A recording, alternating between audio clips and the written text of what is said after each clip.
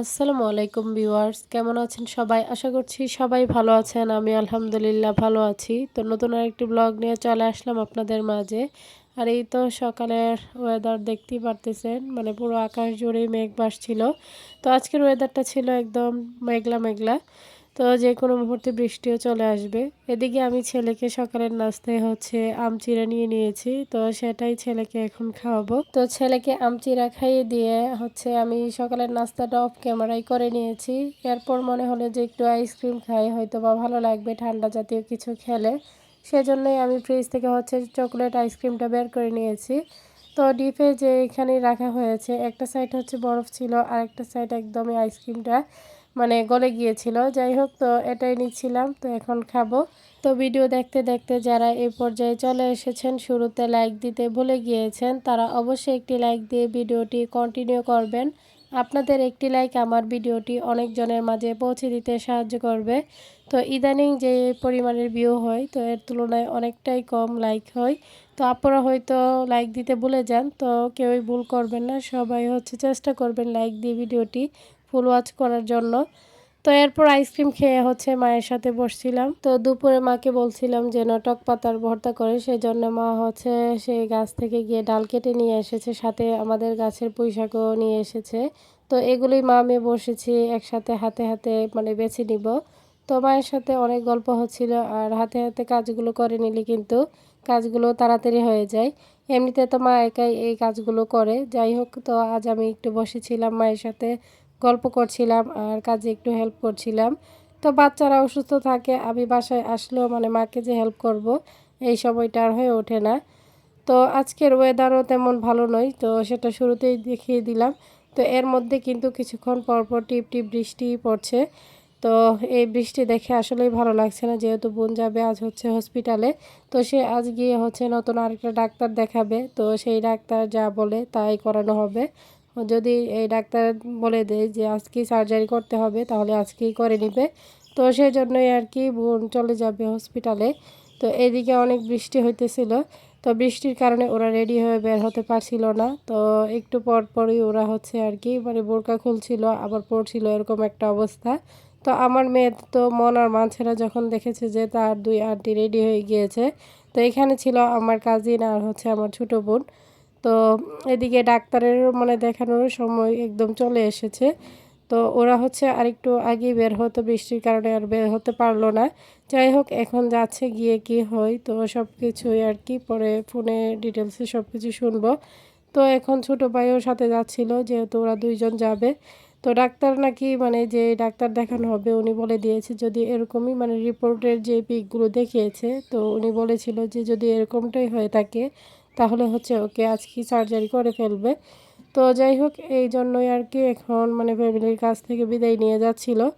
তো সাথে আগে ডাক্তারের যে প্রেসক্রিপশন রিপোর্ট সবগুলি আবার সাথে নিয়ে যাচ্ছিল, সেগুলো তো দেখাতে হবে। তো ও মানে দুপুরের খাবার আর খায়নি, যেহেতু সকালের খাবার খেয়েছিল। তো ডাক্তার বলে দিয়েছিল যে যদি সার্জারি করা হয়, মানে ও যেহেতু অ্যাপেন্ডিসাইটিসের ব্যথা, তো সেই অপারেশনটাই আর কি করা হবে, তাহলে আর খাবার খেতে পারবে না। তো বিকেলের মধ্যে হয়তো বা ডাক্তার দেখে ডিসিশন দিবে যে বিকেলের মধ্যে করানোর জন্য। তো এদিকে মা কিন্তু দুপুরে খুবই মজাদার কিছু খাবার রান্না করেছে। তো এখানে মা চিংড়ি, ডিম, বেগুন আর আলু দিয়ে রান্না করেছে, সাথে চিংড়ি দিয়ে পুঁইশাক ভাজি, আর আমাদের ছাদ বাগানের ফ্রেশ ডাটা দিয়ে সাথে মিষ্টি কুমড়ার আগাডুগো ছিল, এগুলো দিয়েই শুটকি দিয়ে মাছ দিয়ে রান্না করেছে। তো আজকের প্রত্যেকটা খাবারই ছিল খুবই লোভনীয় এবং ফ্রেশ খাবার। তো আজ খুব তৃপ্তি করে দুপুরের খাবারটা খেয়ে নিয়েছিলাম মায়ের হাতের এই যে মজাদার তরকারিগুলো দিয়ে। তো এরপর এই তো জাম মাখা খেতে মন চেয়েছে, তাই জাম মাখা করে নিয়েছি। এখানে গুঁড়ো মরিচ আর লবণ দিয়ে, তো সেটাই মাখা করে আর কি এখন খাবো।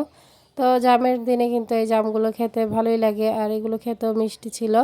তো বোনকে ডাক্তার দেখে ডিসিশন দিয়ে দিয়েছে যে মানে ওর অপারেশনই করাতে হবে যত দ্রুত সম্ভব। তো সেই জন্য এখানে আমি হসপিটালের ব্যাগটা মাকে গুছিয়ে দিচ্ছিলাম, যেহেতু মাও চলে যাবে, এদিকে আমার মেয়েও যাবে আমার মায়ের সাথে।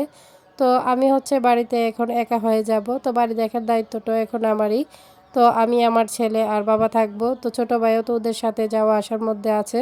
তো এখন এসেছে ছোট ভাই মাকে নিয়ে যাবে। তো আমার মেয়ে তো নাছোড়বান্দা ওদের সাথে যাবে। আমি যাচ্ছিলাম না হসপিটালে যেতে, মানে ওকে দিতে আর কি। তো এরপর ও যাবে, কিছু আর করার নেই। তো পরে ওর বায়না মতো দিতেই হয়েছে। তো এখন মাকে নিয়ে আবার যাচ্ছে। তো আমি হচ্ছে হসপিটালের ব্যাগে যেগুলো প্রয়োজনীয় বোনের কাপড় থেকে শুরু করে স্লিপার সব কিছুই আর কি দিয়ে দিয়েছিলাম। তো মেয়ে বলছিল যে তার আন্টি হসপিটালে ভর্তি, তার যেতেই হবে। তো যাই হোক, তো তার মুডটা আর খারাপ করতে চাচ্ছিলাম না। তো এখন সে তার নানু এবং মামার সাথে চলে যাচ্ছে। যাবার পর কি কাণ্ড করে সেটা আপনারা আগামী ভিডিওতে জানতে পারবেন। তো এরকমটাই, মানে যাবার সময় হাসি হাসি যাবে, যাওয়ার পর আর কি বিরাট বড় কাণ্ড করে বসে। তো সবার কাছে আমার ছোট্ট একটি রিকোয়েস্ট, কেউ স্কিপ করবেন না, পুরো ভিডিওটি দেখে নেবেন। ভিডিওর কোনো অংশ দেখে যদি আপনাদের একটু ভালো লেগে থাকে, লাইক কমেন্ট শেয়ার করে দিবেন। আমার ছোট্ট চ্যানেলটিকে সাবস্ক্রাইব করে বেল আইকনটি বাজিয়ে দিবেন। যারা নতুন ভিউয়ার্সরা জয়েন হয়েছেন তাদের কাছে যদি আমার ভিডিওর কোনো অংশ দেখে একটুও ভালো লেগে যায়, সাবস্ক্রাইব করে পাশে থেকে যাবেন। তো এদিকে আমার ছেলে তো ঘুমিয়ে পড়েছে, আর বিছানাটা একদমই খালি লাগছিল যেহেতু মেয়ে চলে গিয়েছে। তো এদিকে বাইরে অনেক বৃষ্টি পড়ছিল, তাই আমার অনেক টেনশন হচ্ছিল যেহেতু ওরাও বেরিয়েছে, এই মুহূর্তে বৃষ্টিটা শুরু হয়েছে। তো আমি বারবার ফোন দিচ্ছিলাম। তো ছোটো ভাই বলছিল যে না তুমি টেনশন করো না, ঠিকই আছে, ওরা গাড়িতে উঠে পড়েছে। তো পরে হচ্ছে হাফ রাস্তায় গিয়ে আর কি ওদের কিছুক্ষণ দাঁড়াতে হয়েছে, এরপর সুস্থভাবে আর কি হসপিটালে পৌঁছেছে। তো এদিকে আমারও ভালো লাগছিল না, তাই আমি কিছুক্ষণ ব্যালকনিতে ছিলাম। আর এত বৃষ্টি পড়ছিল বাহিরে, তো অন্ধকারের কারণে হয়তো বা আপনারা দেখতে পারছেন না। যাই হোক, বাইরে অনেক বৃষ্টি হচ্ছিল। তো আজকের ভিডিও এই পর্যন্তই। সবাই ভালো থাকবেন, সুস্থ থাকবেন, আমার পরিবারের জন্য দোয়া করবেন। আরশিন স্যারকে দেখে সবাই মাশাআল্লাহ বলে দিবেন। তো বোনের অপারেশনটা হচ্ছে আজ রাতেই হবে। তো আগামীকালের ভিডিওতে হচ্ছে আমি সব কিছু বলবো আপনাদেরকে। তো আজ এইখানেই বিদায় নিচ্ছি। সামনে নতুন কোনো ভিডিও নিয়ে আবারও চলে আসবো আপনাদের মাঝে। আল্লাহ হাফেজ।